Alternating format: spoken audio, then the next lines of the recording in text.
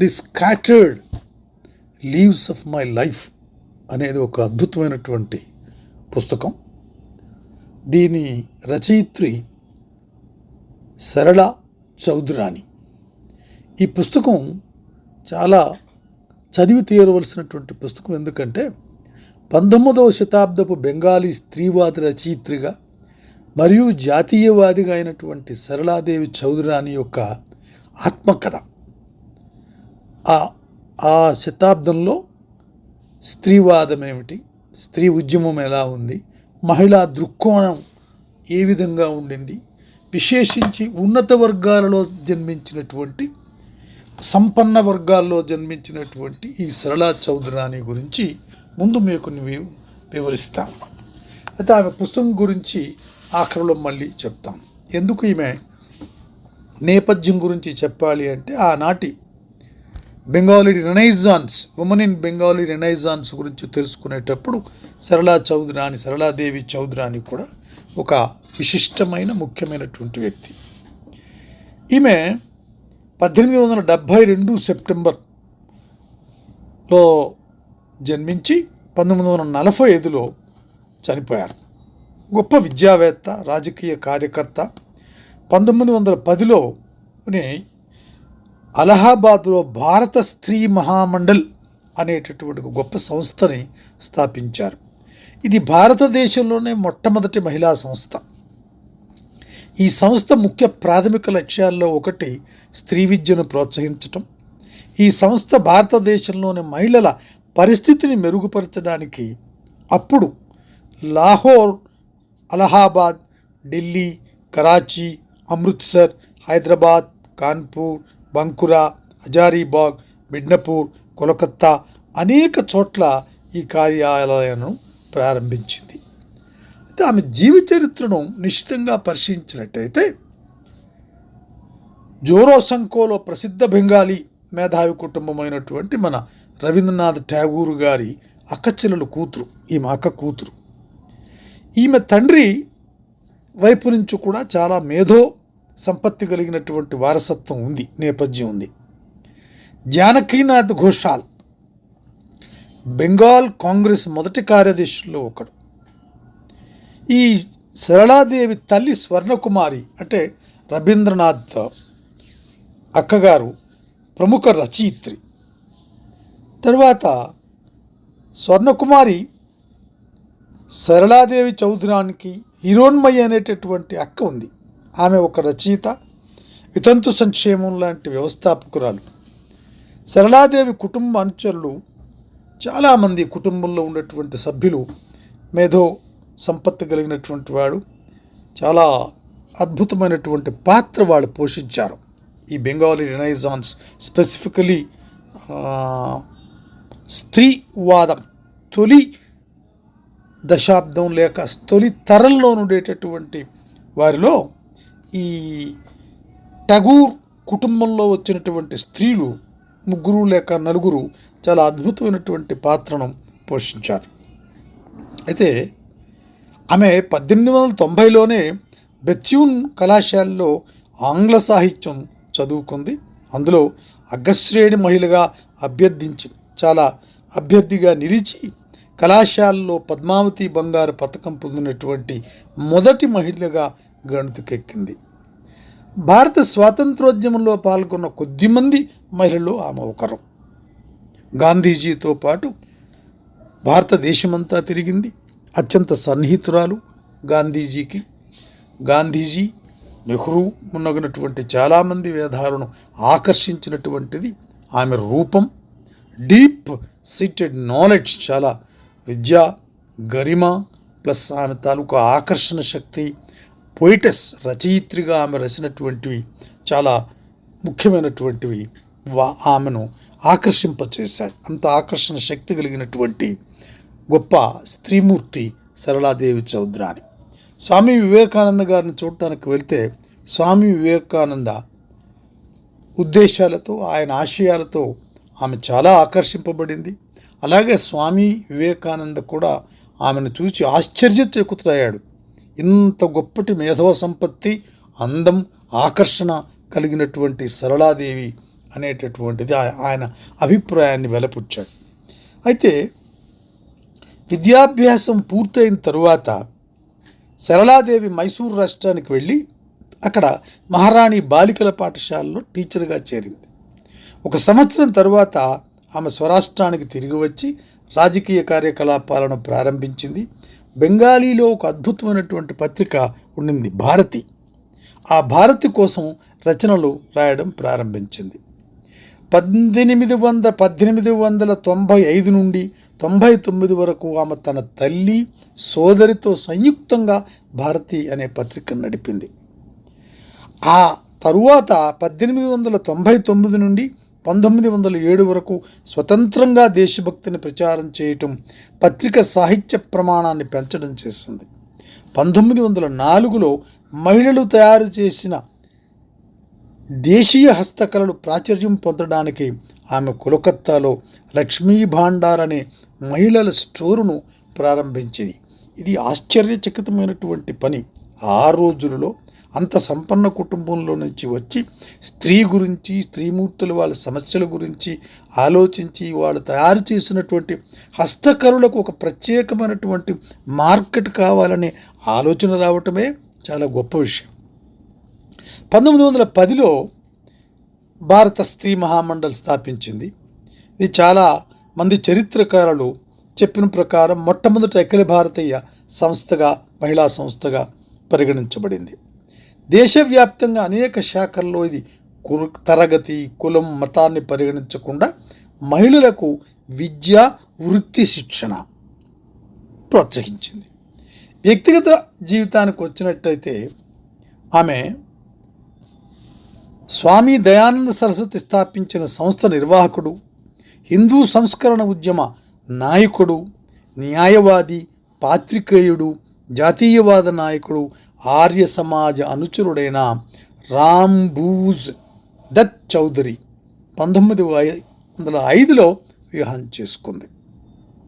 అది కుటుంబ ఒత్తిడితో జరిగినటువంటిది అనేటటువంటి వ్యాఖ్యలు కూడా మనకు కొన్ని వినిపిస్తుంటాయి. ఆమె వివాహం తర్వాత భర్తతో కలిసి పంజాబ్ వెళ్ళింది. తన భర్తకు జాతీయవాద ఉర్దూ వారపత్రిక హిందూస్థాన్ని సవరించడానికి చాలా సహాయపడింది. తర్వాత ఇది ఆంగ్ల పత్రికగా మారింది. సహాయ నిరాకరణోద్యమంలో పాల్గొన్నందుకు ఆమె భర్తను నిర్బంధించినప్పుడు మహాత్మా గాంధీ లాహార్లోని ఆమె ఇంటికి అతిథిగా వెళ్ళాడు. గాంధీ ఆశ్చర్యచకితుడయ్యాడు. ఆమె అందం, ఆకర్షణ, ఆమె మేధోశక్తి ఆయనని కట్టిపడవేశాయి. చాలా సన్నిహితంగా తను గాంధీ గారితో ఉండి గాంధీ గారితో పాటు భారతదేశం అంతా ప్రచారం చేసింది ఆవిడ. అయితే ఆ సాన్నిహిత్యం లాహోరులో చర్చనీయాంశంగా ఒక దశలో మారింది. ఎందుకంటే గాంధీజీ ఆమె కవితలు, రచనలు తమ ప్రసంగాలలో యంగ్ ఇండియా, ఇతర పత్రికల్లో బాగా విరివిగా ఉపయోగించేవాడు. ఆమె భారతదేశమంతా ప్రయాణించింది. వేరుగా ఉండేటప్పుడు ఉత్తరాల ద్వారా కూడా సంప్రదించుకునేవారు. అయితే ప్రొఫెసర్ సవ్యచాచి బాసు రే చౌదరి రాసినటువంటి వ్యాసాల ప్రకారం ఈ ఇద్దరి మధ్య పరస్పరం గౌరవమైనటువంటి సంబంధం, పరస్పరం మెచ్చుకోలు కంటే మరేమీ కాదని తెలుస్తుంది. ఈమెకు ఒక ఏకైక కుమారుడు, ఆయన పేరు దీపక్. ఆయన గాంధీ మనవరాలు మగన్లాల్ గాంధీ అనే గాంధీ కజిన్ కూతురు రాధను వివాహం చేసుకున్నాడు. 1923లో భర్త మరణం తర్వాత సరళాదేవి కోలకత్తాకు తిరిగి వచ్చి 1924 నుండి 1926 వరకు భారతి పత్రికను బాధ్యతలను తిరిగి తీసుకున్నారు. 1930లో కోలకత్తాలో శిక్షా సదన్ అనే బాలికల పాఠశాలను స్థాపించారు. చివరగా ఆమె 1935లో ప్రజా జీవితం నుండి విరమణ తీసుకొని గౌడీయ వైష్ణవుడైన బిజోయ్ కృష్ణ గోస్వామిని తన ఆధ్యాత్మిక గురువుగా స్వీకరించి ఆ మతంలో చేరింది.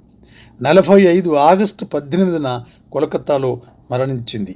ఆమె జీవితంలో తరువాతి కాలంలో ఆత్మకథ జీవనేర్ రాపాక్ బెంగాలీ సాహిత్య పత్రిక దేశంలో ధారావాహికంగా ప్రచురించబడింది. తర్వాత దీనిని చాలా అద్భుతమైనటువంటి వ్యాసాల ద్వారా అనేక మంది విమర్శకులు ఆవిడ తాలూకా తొలితరం contribution to the women's emancipation, ఆ జాగృతి, స్త్రీ జాగృతికి తొలితరంలో అంత సంపన్న కుటుంబంలో నుంచి వచ్చి మహిళల గురించి చేసినటువంటి సేవ గురించి అనేక మంది చారిత్రకారులు, సాహిత్యకారులు చర్చించారు. కానీ ముఖ్యంగా మన పుస్తకం నేను ఇంట్రడ్యూస్ చేయబోయే పుస్తకమైనటువంటి the scattered leaves of my life and Indian nationalist members అనేది 19వ దశాబ్దపు బెంగాలీ స్త్రీవాద రచయిత్రుల అప్పటి నేపథ్యం, సరళాదేవి చౌదరాని పనిచేస్తున్నప్పటికీ భారతీయ స్త్రీల యొక్క ఏమిటి, అప్పుడుండేటటువంటి ఆ పరిస్థితులు ఏమిటి మనకు తెలియాలి అంటే మనం ఈ పుస్తకాన్ని తప్పకుండా చదివి తీరాలి. సికాతా బెనర్జీ సంపాదకత్వం వహించి అనుసరించినటువంటి ముందు మాట వ్రాసిన ఈ పుస్తకం తొలి భారత జాతీయవాద ఉద్యమాన్ని ఒక మహిళా దృక్కోణం నుంచి చూసేందుకు ఒక అరుదైన అవకాశం లభిస్తుంది అని ఒక విమర్శకుడు దీన్ని చాలా అద్భుతంగా వర్ణించాడు. అయితే ఇందులో కీలక వృత్తాలు ఏమి దొరుకుతాయి, ఇతివృత్తాలు మనం ఎందుకు ఈ పుస్తకం చదివి తీరాలి బెంగాలీ రెనైజాన్స్ గురించి తెలుసుకునేటప్పుడు? నా దృష్టిలో బెంగాలీ సాంస్కృతిక పునరుజ్జీవనం గురించి, అందులో ఉన్నటువంటి స్త్రీ పాత్రలు, వారి రోల్స్ గురించి చదవనిదే తొలితరం భారతీయ స్త్రీవాద ఉద్యమం కానీ అసలు evolution of Indian women movement అనేటటువంటిది అర్థం కావటం కష్టం అనేది నా వ్యక్తిగతమైనటువంటి అభిప్రాయం. అందుకు ఈ పుస్తకం అందరినీ చదవాలని కోరుకుంటున్నాను. అయితే ఆమె ఠాగూర్ గారి మేనకోడలుగానే కాకుండా, స్వర్ణకుమారీదేవి గారి కుమార్తెగానే కాకుండా, ఆ స్వీయ చరిత్రలో అసాధారణమైనటువంటి పెంపకము, ఆ ఉన్నటువంటి మేధో వాతావరణం ఏదైతే ఉండిందో ఆనాటి రెనైజాన్స్ వాతావరణం మనకి గోచరిస్తుంది. అయితే అప్పట్లో ఉండేటటువంటి జాతీయవాదం ఏమిటి అంటే, బ్రిటిష్ వలస పాలన సవాలు చేస్తూ బెంగాలీ యువతలో శారీరక సంస్కృతి, ఆత్మనిర్భరత మరియు విప్లవాత్మక జాతీయవాదాన్ని ప్రోత్సహించడంలో తన చురుకైన పాత్ర ఏ విధంగా వహించింది తెలుస్తుంది. ఇక్కడే ఆమె స్వామి వివేకానంద చెప్పినటువంటి ఆ శారీరక సంస్కృతి, ఆత్మనిర్భరత, విప్లవాత్మకమైన ధోరణిలో జాతీయవాదాన్ని చూడాలనేటటువంటి స్లోగన్స్ ఆమెకు చాలా నచ్చినాయి. అయితే ఆమె అభిప్రాయాలు అన్నిటినీ మనం ఏకీభవించకపోయినా, ఉదాహరణకి స్త్రీవాదంలో కొన్నిసార్లు వైరుధ్యమైనటువంటి భావాలు మనకు కనిపిస్తాయి. 33 ఏళ్ల వయసు వరకు అవివాహితంగా ఉండాలి, తీవ్రమైన స్వాతంత్రాన్ని, అలాగే తొలితరం భారతీయ స్త్రీవాదం మరియు మహిళా విద్యతో ఆమెకున్న సంక్లిష్టమైన మార్గదర్శక సంబంధాన్ని ఈ పుస్తకం మనకు ప్రముఖంగా చూపిస్తుంది. అయితే గాంధీ యొక్క అహింసా ఉద్యమం మరియు నిర్మాణాత్మక కార్యక్రమాలతో ఆమె తదనంతర కాలంలో మమేకమైన వైనాన్ని ఈమె స్వీయ చరిత్ర నమోదు చేస్తుంది. చాలా అద్భుతమైన విషయం ఏమిటంటే, ఒకరిపై ఒకరికి అత్యంత ఆదరణీయమైనటువంటి సాన్నిహిత్యం కలిగి ఉన్నా కూడా గాంధీజీ కానీ, చౌదరాని సరళాదేవి గారు కానీ ఎక్కడ తమ ఆటోబయోగ్రఫీల్లో వారి మధ్య ఉండేటటువంటి ఉన్నతమైన స్థితికి చెందినటువంటి సాన్నిహిత్యం గురించి ఎక్కడ కూడా దాన్ని మెన్షన్ చేయలేదు.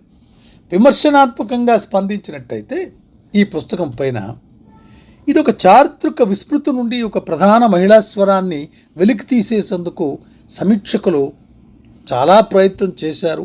ఎందుకే ఈ పుస్తకాన్ని ప్రశంసిస్తున్నారు? ఆ కాలంలోని జాతీయవాద కథనాలను సాధారణంగా పూర్తిగా పురుషులవిగా పరిగణిస్తారని, చాలా ఎక్కువ భాగం పురుషులవే చరిత్రలు బయటకు వచ్చాయి, కానీ స్త్రీలు పోషించినటువంటి వివరణ గురించి, స్త్రీలు పోషించినటువంటి పాత్ర గురించి ఎక్కువగా చెప్పబడలేదు. ఈ పుస్తకం ద్వారా మనకది తెలుస్తుంది. అయితే ఇందులో ఒక పాండితీ గరిమగలిగినటువంటి విలువ ఈ పుస్తకంలో ఉంది అని నేను ఎందుకు అంటున్నానంటే, ఆధునిక భారతీయ లింగ అధ్యయనాల నేపథ్యం చూసినట్టయితే సరళాదేవికి కొన్ని వివాదాస్పద రాజకీయ అభిప్రాయాలు, ఆమె వారసత్వాన్ని సందర్భోచితంగా వివరించినందుకు ఈ సికతా బెనర్జీ అందించినటువంటి విస్తృతమైన పరిచయం మరియు రూపకల్పన అందులో మనకు కనిపిస్తుంది. అయితే ఇటువంటి సాహిత్యం, ఇటువంటి పుస్తకం ద్వారా మనం ఏమి గ్రహించవచ్చు అంటే, ఒక ఉన్నత శ్రేణికి చెందిన సంపన్నతే కాకుండా సంస్కారత, జాతీయతావాదం కలిగినటువంటి ఠాగూర్ కుటుంబం బెంగాల్లో జరిగినటువంటి సాంస్కృతిక పునరుజ్జీవనానికి ఆ కుటుంబం చేసినటువంటి అత్యద్భుతమైనటువంటి కృషి మనకి ఇందులో గోచరిస్తుంది. రెండవది, ఆనాటి కాలంలో ఉండేటటువంటి భావ పరంపర. ఆ భావ పరంపర స్వామి వివేకానంద, జాతీయవాదం, గాంధీజీ, అహింస, ఠాగూర్, అద్భుతమైనటువంటి మిస్టిక్ ఫిలాసఫీ, వీటన్నిటి మధ్యలో కొన్నిసార్లు వీటి మూడింటి తాలూకా సమ్మేళనాన్ని మనం అప్పటి ఈ రెనైజాన్స్ ఉమెన్ రైటింగ్లో కానీ వారి తాలూకా చరిత్రలోనూ మనకు గోచరిస్తుంది. అది మనకి స్పష్టమైనటువంటి తొలితరం మహిళా స్వతంత్రేచ్ఛ కలిగినటువంటి గొప్పవారి తాలూకా గొప్ప మహిళామణుల పైన ఒక అవగాహన కల్పిస్తుంది. అధ్యయనం చేయటానికి మనలో ప్రేరణ తీసుకొస్తుంది, ఉత్సాహాన్ని ఇస్తుంది. Thank you very much.